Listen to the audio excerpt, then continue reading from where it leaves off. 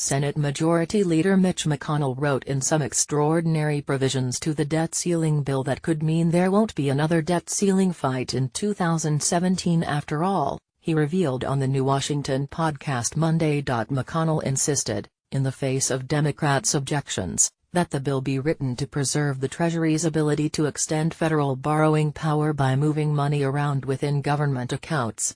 In layman's terms, that means the Republicans can work around the December debt limit deadline and push that issue into 2018. So the debt ceiling is pushed back. What's the big deal? Getting the debt ceiling deadline out of December is important for Republicans, who don't want it to be used as leverage for the spending bill talks that will happen that month. The Democrats celebrated enthusiastically after the deal last week, when President Donald Trump agreed to only push the debt ceiling back 3 months instead of 6 or 18 months, as most conservatives would have preferred.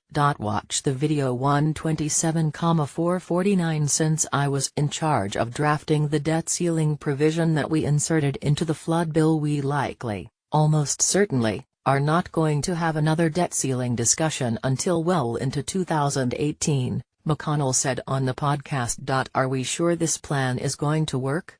Not entirely, although McConnell seems to be in control of that. According to the New York Times, some Democrats have their doubts that McConnell will follow through with his stated plan because it means 2 separate, potentially difficult votes for the Republicans, who have not had much legislative success recently. Still, just having the option on the table of delaying the debt ceiling changes the entire narrative for Republicans, many of whom were lambasting Trump for dealing with the Democrats and chastising McConnell and House Speaker Paul Ryan for not anticipating the deal and preventing it. In McConnell's words, the Democrats spiked the ball in the end zone a little too early.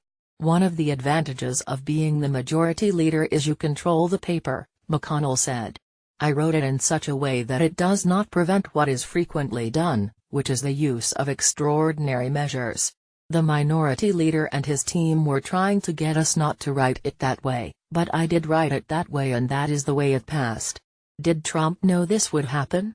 McConnell did not mention whether he and the president had discussed this particular bill provision ahead of time, but we should allow for at least some possibility that Trump understood the options Republicans had when he reached across the aisle to make a deal with Senate Minority Leader Chuck Schumer and House Minority Leader Nancy Pelosi. Either way, this revelation by McConnell serves as some much-needed positive news for Republican lawmakers as this pivotal section of the legislative calendar continues.